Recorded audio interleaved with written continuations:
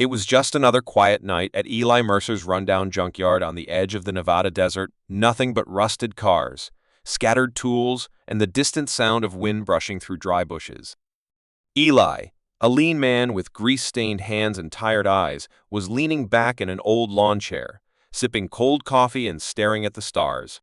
He'd always liked looking up, even though he'd never had the money to leave the ground. Some people saw constellations, he saw possibilities. It was the kind of night where nothing ever happened until the sky tore open with a roar that shook the very bones of the earth. A blinding streak of fire flashed across the heavens, too fast to be a plane, too controlled to be a meteor. The crash was loud, distant, but close enough to rattle the loose panels on his workshop roof. Eli jumped to his feet, his heart thumping, eyes wide. He grabbed a flashlight and a wrench habit more than strategy and ran to his old pickup. He didn't know what it was, but something deep in his gut told him this wasn't natural. Driving fast across dirt trails and bumpy terrain, he followed the smoke rising on the horizon, a dark pillar against the moonlit sky.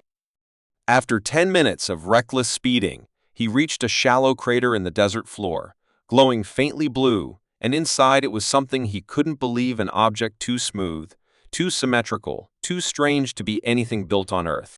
The thing pulsed with a soft hum, its surface shifting in color like oil on water. One side was cracked open, steam hissing out, and sparks flew from exposed conduits that twisted like veins. He approached slowly, eyes darting, breath shallow. Then a sound, metal groaning, and something moved. From the side of the wreckage, a figure stumbled out and fell to one knee. Eli froze. It wasn't human. She was tall, at least 7 feet, her skin a deep violet blue with a metallic sheen. Her long white hair was tangled, and her face narrow, angular, with silver eyes that glowed faintly, was streaked with what looked like oil or blood. She wore a torn uniform of some kind, dark and regal, laced with symbols Eli didn't recognize. For a full 10 seconds, neither of them moved. Eli held up his hands, trying not to look threatening. The alien woman raised her head slowly, studied him, then slumped forward, unconscious. Instinct kicked in. He rushed to her, checked for wounds. Her skin was warm, not cold like he expected, and she was breathing, though weakly. He didn't know what else to do, so he lifted her, surprised by how light she was despite her height, and carried her to the truck. It wasn't until he started driving back that the reality sank in. This wasn't a satellite crash or a government test gone wrong. This was first contact, and it had landed right in his lap. Back at the junkyard, Eli laid her on a padded bench inside his workshop, cleared the space of tools, and wrapped a clean rag around a gash on her shoulder. He didn't know alien biology, but bleeding was bleeding. Her eyes fluttered open after a while, and she stared at the ceiling, then turned to him sharply. Her voice was deep, elegant, but sharp, like crystal scraping steel, and she spoke in a language he couldn't understand. When he didn't respond, she narrowed her eyes and, after a pause, tried again in halting English. "You human?" she asked. He nodded slowly. "Yeah." "Eli?" "Mechanic." He tapped his chest. "You okay?" She looked around, scanned the room as if calculating her surroundings. "Emergency. Landing. Sabotage. Core unstable." Eli caught a few words but got the idea her ship had been attacked or damaged. "Can I look at it?" he asked, gesturing toward the desert. She paused again, then nodded. "You fix?" He grinned nervously. "I can fix anything." They returned to the crater at dawn. The ship's outer shell was cracked, and the propulsion core was leaking blue vapor that made Eli's skin tingle when he got too close. He circled the vessel, took mental notes, examined the layout. It wasn't like anything he'd ever seen, but it had patterns, some wires, some ports, a fusion of metal and something organic looking. She watched him silently, her expression unreadable. He muttered to himself, occasionally reaching into his toolbox for parts, frowning at the alien tech like it was a stubborn engine that wouldn't start. Hours passed. He managed to stop the vapor leak with a patch made from a pressure hose and a clamp. The alien who eventually told him her name was Queen Valara of Zyrinth watched him with growing interest, asking questions about his methods. He explained in simple terms, and though she didn't always follow, she nodded. Your tool's crude, but clever. It wasn't meant as an insult. Eli just smiled. Crude's kind of my thing. That night, she sat outside the garage, gazing at the stars, her posture straighter than before. Eli brought her water and a blanket. She refused at first, then accepted with a curt nod. Why help? She asked quietly. Eli shrugged. You crashed. You needed help. That's what we do. Valara turned to look at him. Not all would. He leaned against the doorway. Not all are me. The silence that followed wasn't awkward. It was curious, two people from worlds apart, staring at the same sky, both wondering what came next. But deep in the wreckage, something beeped an alert, faint but rising, and Valara's eyes narrowed. They will come, she said, almost to herself. Eli glanced at the ship. Who? She didn't answer. Instead, she looked at him with something new in her eyes. Not fear. Not gratitude. Respect. Maybe even trust. The desert air was dry and quiet the next morning, but Eli's workshop buzzed with strange energy. The alien ship stood like a fallen monument just outside the fence, its strange metal glinting under the sun, patched in spots with mismatched pieces of Earth junk license plates, copper wiring, and even an old barbecue grill lid covering a ventilation duct. Inside the workshop, Queen Valara sat cross-legged on the floor, her posture calm but her silver eyes tracking every movement Eli made. He was hunched over a strange cylindrical device she had brought in from the ship, something she called a navigation stabilizer, but to him it looked like a cross between a coffee grinder and a car battery wrapped in glass. Tools lay scattered everywhere, Earth ones, and a few alien instruments Valara had allowed him to borrow. Despite the language gap and the pressure of fixing technology far beyond anything on Earth, Eli felt strangely calm. He worked by instinct, by feel, letting the machine speak to him through its design. Valara occasionally pointed out symbols or patterns, correcting his approach gently, but mostly she just observed, her curiosity growing by the minute. Eli's hands moved fast, his brain firing off ideas, sometimes muttering, sometimes asking questions she didn't fully understand.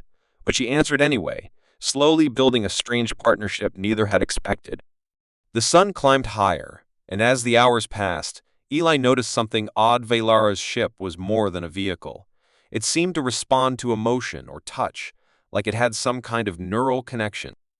Wires pulsed faintly when she stood near them. Panels lit up when she focused. He realized the ship wasn't just broken, it was scared or confused, or both. He said so out loud, half joking, but Valara didn't laugh. Instead, she nodded slowly, explaining in her careful English that the vessel was semi-living, partially grown rather than built, and it shared a bond with her mind. Eli paused, stunned by the idea, then looked at the ship with new respect. So it's not just metal, he said. It's alive, like a dog that's been hurt. Valara tilted her head. A dog? He grinned. Loyal. Strong. Sometimes messy. But always there for you. She considered this, then gave a slight smile, the first real one he'd seen. Then yes. My ship is like your dog. They both laughed, and the tension between them softened, just a little. Why midday, progress had taken a leap.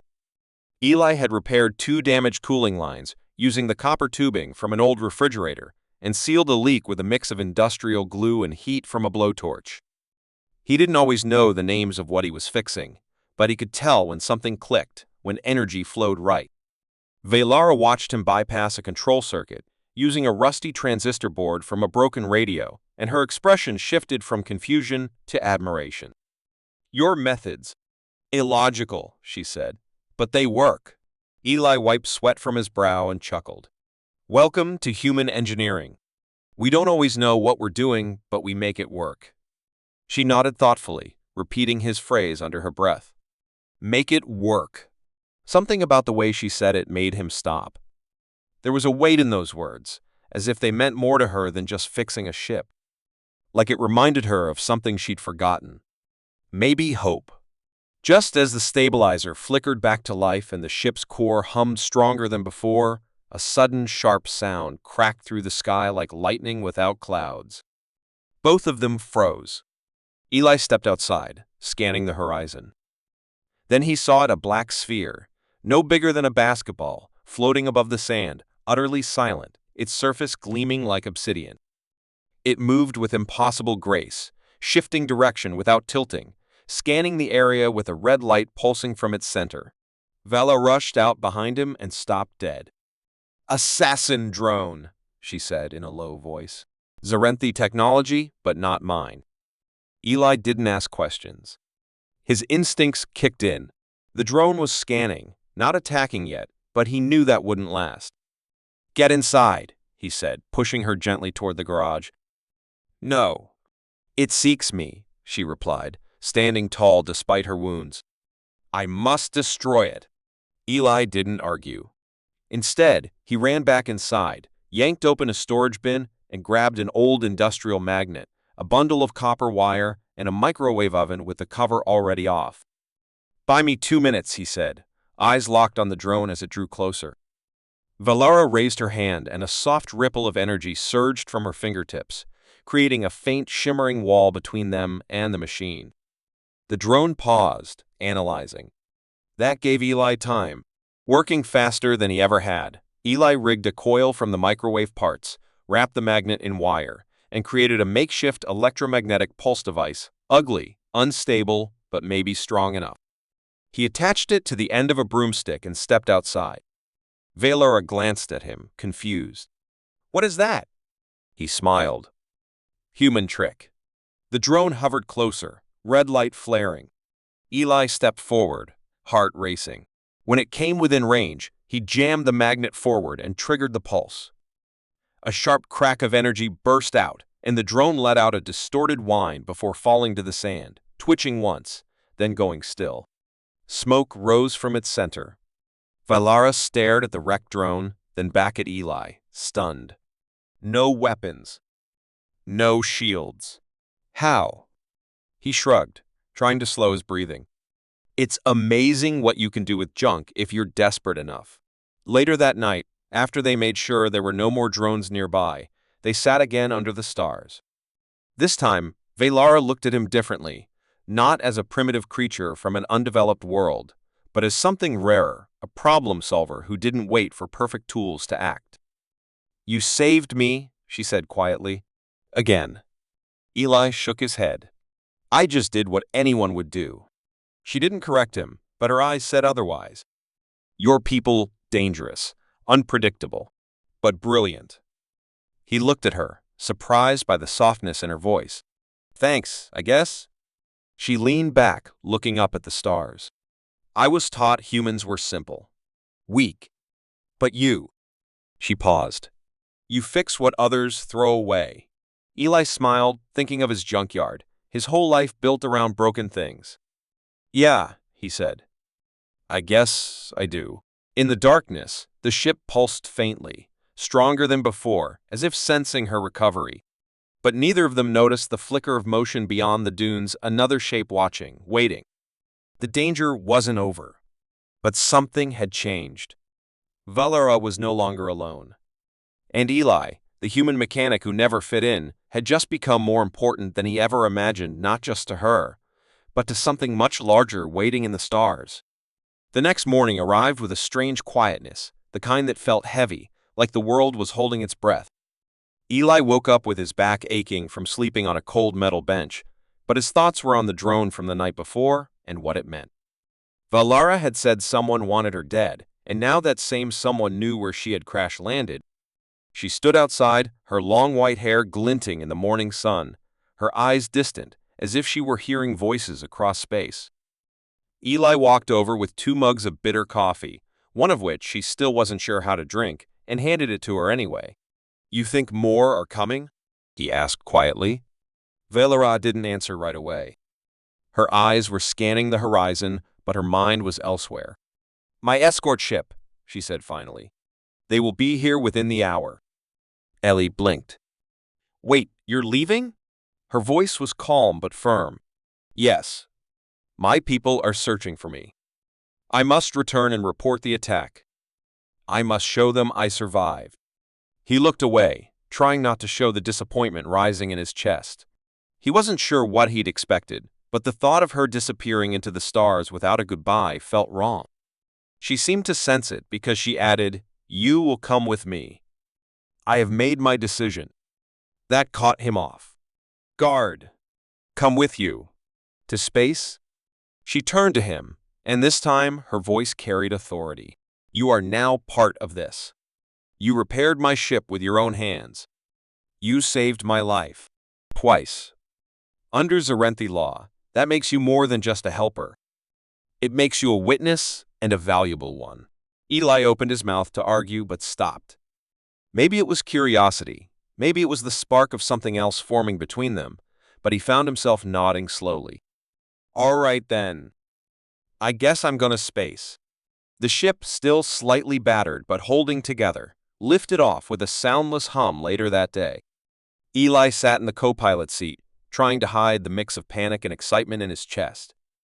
Valara controlled the ship with light touches to a glowing panel that responded like a living thing, adjusting its path with the smoothness of a bird gliding through water. As they broke through the clouds, Eli watched Earth fall away beneath them, shrinking fast, until the stars opened around them like a sea. He had never felt so small and so alive at the same time. Hours later, they approached a massive vessel hovering in orbit near the moon.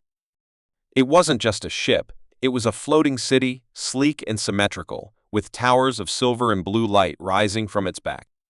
Valar announced her return in her native language, and after a tense moment, the docking bay opened like the jaws of some ancient creature.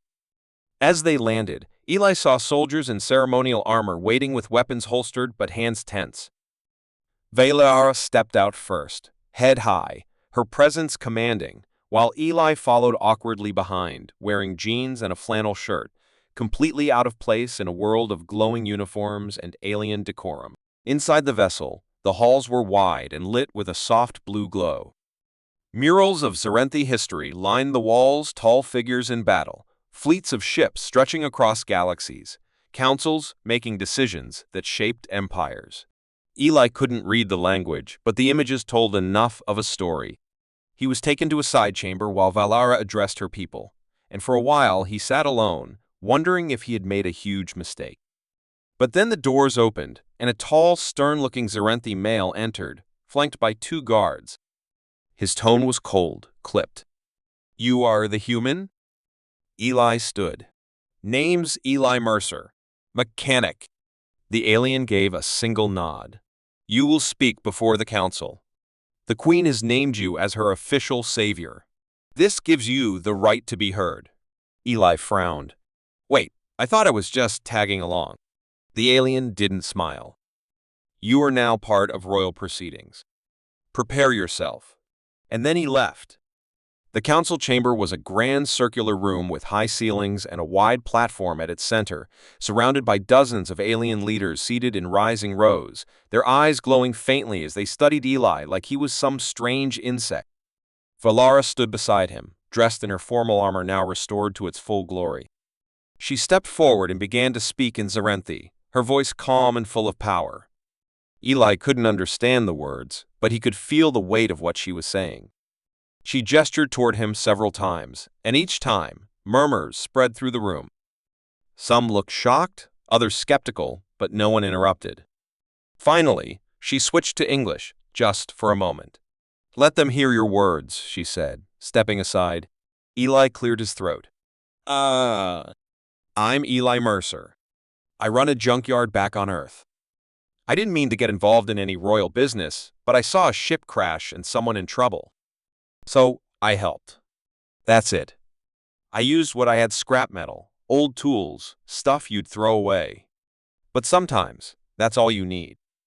I didn't do it for a reward. I just didn't want to leave someone to die." The room was silent. Then one of the council members stood. "You are saying you repaired Royal Zarenthi technology with trash?" Eli shrugged. "Worked, didn't it?" The room buzzed again, louder this time. Valara raised her hand. This human has shown adaptability, creativity, and courage. These are the qualities our empire needs, now more than ever. She paused, then added in a voice that made every head turn, I have decided to invoke the right of unity. Gasps echoed through the chamber. Even Eli, who didn't know what that meant, could tell it was a big deal. The lead counselor stepped forward. You propose to bond with a human outsider? Valara nodded. He saved me. He outwitted enemies. He rebuilt what others would have abandoned. He is not just useful, he is exceptional. I claim him as my equal. Eli's eyes widened. Wait, what now? Valara turned to him and said calmly, in my culture, this is a declaration of intent. A proposal. Not just of thanks, but of alliance. Of union. Eli blinked, his heart suddenly racing. You're asking me to marry you? The room fell into stunned silence. The chamber was locked in silence, heavy and thick, after Queen Valara's declaration. Eli stood frozen, his heartbeat pounding in his ears as he tried to process what had just happened. A proposal, an actual royal alien proposal, was not on his list of things he expected when he woke up fixing junk in the desert. The council members stared at him, some with disbelief, others with barely hidden anger. The lead counselor, a sharp-eyed elder named Vornax, stepped forward slowly, his voice calm but firm. Your Majesty, he said, what you propose violates centuries of tradition. A Zerenthi queen has never bonded with an outsider, let alone a primitive from a developing world. Valara didn't flinch. Then perhaps our traditions need to change. This human saved my life when your guards were not there. He risked himself to defend me, and when my ship was broken, it was his hands that restored it. Not with our technology, but with instinct, with courage. That is worth more than bloodlines. Murmurs rippled through the chamber again, like waves building toward a storm. Eli looked from face to face and realized just how out of place he truly was. He wasn't just some guest anymore. He was now at the center of something much bigger, political, cultural, possibly dangerous. He cleared his throat and spoke up. I didn't mean to cause a problem. I didn't even know this was a thing. Where I'm from, helping someone in trouble is just what you do. I didn't do it for power or position, or he paused, glancing at Valara, or marriage. But if this is what it takes to stand by her and protect her, then maybe I need to understand what this means. Later, in a private chamber high above the council halls, Valara sat with Eli beside a window overlooking the endless stretch of stars. The mood had shifted from tense to quiet, the air heavy with things unspoken. You surprised them, she said softly, her voice no longer carrying the sharp edge of command. You surprised me. Eli leaned back in the floating seat, still uncomfortable in the strange weightlessness of Zerenthi gravity. Yeah, well, I surprised myself too. He turned to her. Valara, what exactly does this proposal mean? In your world. She looked at him seriously. It is not only a bond of affection. It is a political alliance. It gives you status. It gives me the right to protect you as my equal. It binds us for life.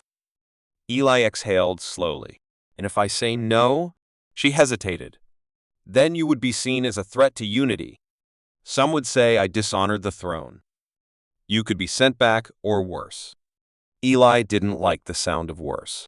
But he also didn't like the idea of agreeing to something he barely understood. And if I say yes? Her expression softened. Then you are protected, elevated, respected.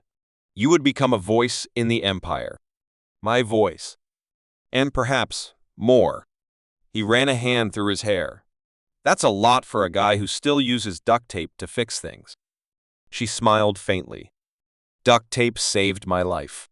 Before he could respond, an urgent tone rang through the chamber. A younger officer appeared in the doorway, breathless. Your Majesty, you must come.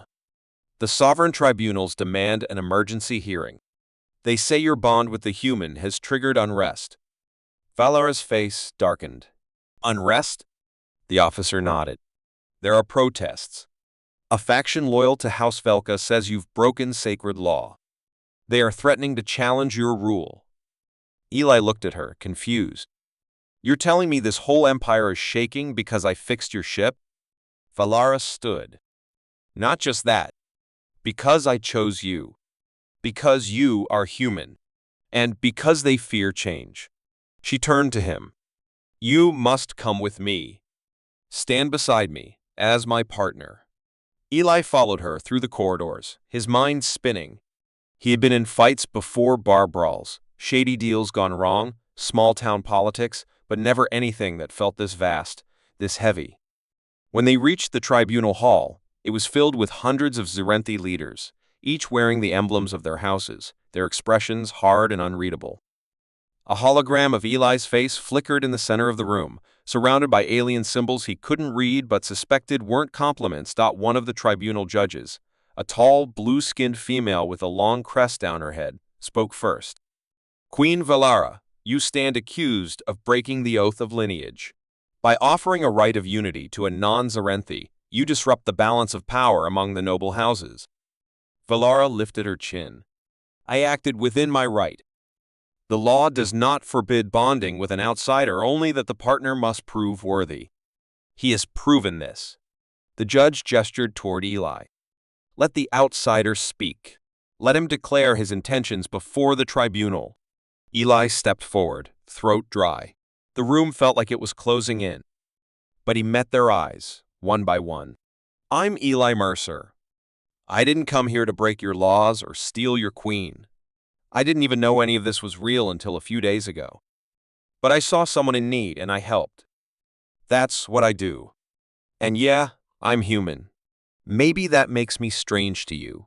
But on Earth, we fix things. We fight when we're cornered. And we don't run from trouble. He paused, then added, I don't know your customs. But I know Valara. And I trust her. So, if being with her means I have to learn your ways, stand before councils, or face people who don't like me, then fine. I'll do it. I didn't choose this path. But I'm not walking away from it. A silence followed. Then another voice rose from the crowd, older and colder. A tall Zirenthi man in dark robes stepped forward. Then let it be tested. By combat. Gasps filled the room. Valara stepped forward instantly. He is not trained. He is not one of us. But the elder waved her off. Then he should not claim a place among us. Let him face the trial of standing. If he endures, he is worthy. If not, your bond is void. Eli turned to Valara. What is the trial of? Standing? She looked at him, eyes filled with worry. It is a ritual duel. Not to the death, but painful. It tests your strength, your will, your spirit. Eli swallowed hard. Great. Just what I needed. An alien fight club. Valara grabbed his arm. You don't have to do this. But Eli shook his head. Yes, I do. If I back down now, everything you stood for falls apart. So let them test me. I've been through worse. She looked at him, and in her eyes was something deeper than gratitude, something that looked like fear and maybe even love. The hall erupted in movement as the trial was approved, and soon Eli stood alone in a circular arena, facing a warrior twice his size, covered in armor and wielding a staff made of glowing stone. He had no weapons, no training, just instinct and desperation. But as the signal flared and the duel began, he ducked, rolled, grabbed a broken shard of metal from the floor, and fought not with strength, but with grit. The crowd roared, stunned by his determination. Valara stood with fists clenched, watching every second.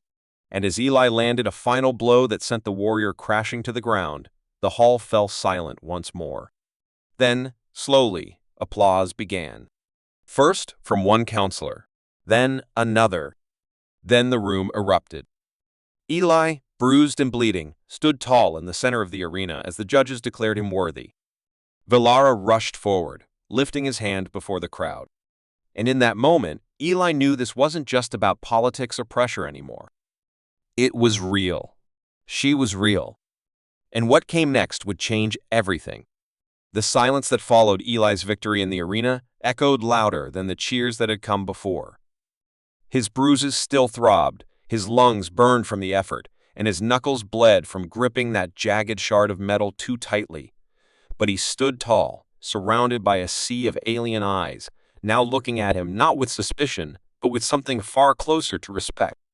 Queen Velara stepped forward, not in her usual commanding presence, but with a softer expression, the kind of look that spoke volumes in a language no translator could ever capture.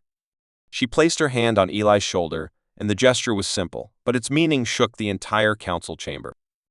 This wasn't just about winning a challenge or silencing doubters. It was the moment the Empire realized the change had already arrived, and it looked like a mechanic from Earth who still had grease under his fingernails. As they exited the tribunal hall, the corridors were no longer tense with whispers of rebellion, but filled with cautious nods, salutes, and the shifting eyes of curious officers trying to understand the man who had shaken the traditions of a 1,000-year-old empire with nothing more than instinct, raw courage, and a stubborn refusal to back down. Velara led him to her private chamber once more, and this time she didn't speak immediately. Instead, she poured a pale blue liquid into 2 crystal cups and handed him one, her hand lingering for a second longer than usual. Eli took the drink and sat. That trial, he muttered, was worse than a double shift in a summer heat wave. Velara let out a soft laugh, a rare thing, and Eli realized how rare it was to see her relaxed. "You've done something no other outsider has done," she said.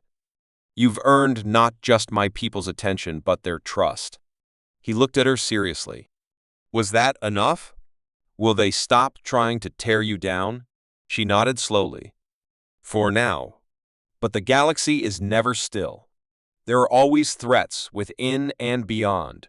She walked over to a panel, tapped it, and a hologram of the stars appeared between them. "We are on the edge of war, Eli. The attack on my ship was not random. There are factions that want to overthrow my rule and replace it with something darker. Something merciless." Eli stared at the map of glowing systems. "And where do I fit into all this? I'm not a soldier or a strategist. I'm just a guy with a wrench and a stubborn streak." Velara turned to him, her eyes serious. "You're more than that. You see problems where others see impossibilities. You adapt. That is a power many of my people have lost." She stepped closer. "And you've become important to me. Beyond politics." He felt a warmth rise in his chest at her words. "So, what now? We get married in front of 1,000 alien guests and then fly off into the stars?" She smiled. "Something like that. But first, I want to show you something." She took him to the lower levels of the royal vessel, past security doors and ancient carvings that told stories of emperors long gone, until they reached a hangar filled with ships Eli had never seen before, sleek, beautiful designs that looked like art as much as machinery. In the center of the room sat a ship unlike the others. It was rounder, simpler, clearly older, but somehow it felt familiar. This, Velara said, was the first Serenthi ship to reach Earth's solar system. It observed, never landed. But it recorded humanity's first space launch or Apollo missions. Eli walked around it, stunned. "You were watching us back then?" She nodded. "We watched. We waited. Some of us believed your species would never rise. But I did. I saw your fire." She activated a panel, and the ship's console lit up, displaying grainy footage of Earth's first moon landing. Eli watched in silence, feeling the weight of history in the air. "You're telling me," he said slowly, "that this empire saw us take one small step and decided to keep watching?" She stepped beside him. "Yes.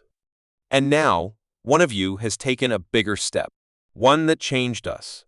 A sudden alarm echoed through the chamber, red lights flashing. Velara pressed her comlink. A guard's voice came through, urgent and sharp.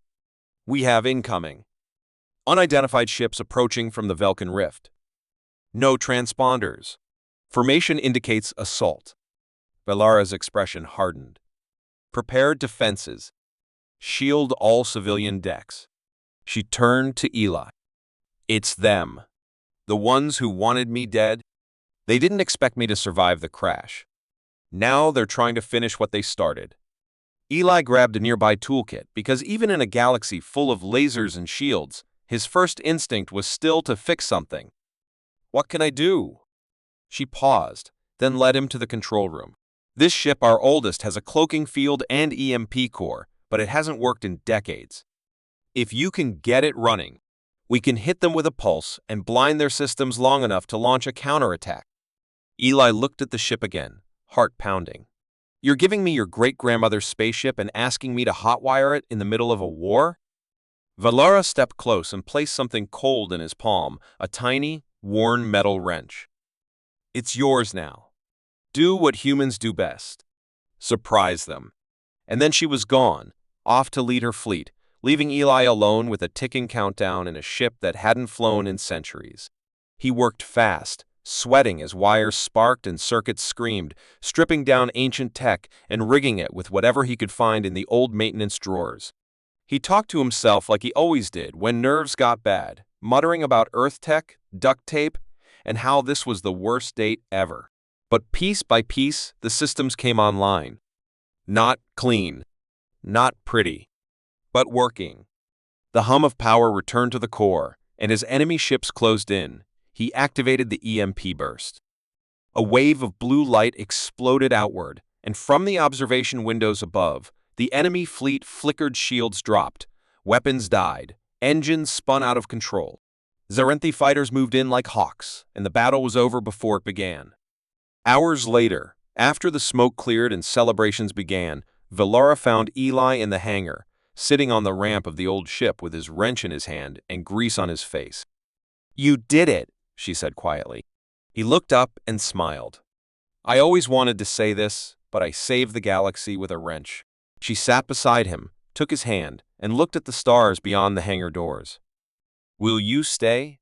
she asked. "This life, it won't be easy.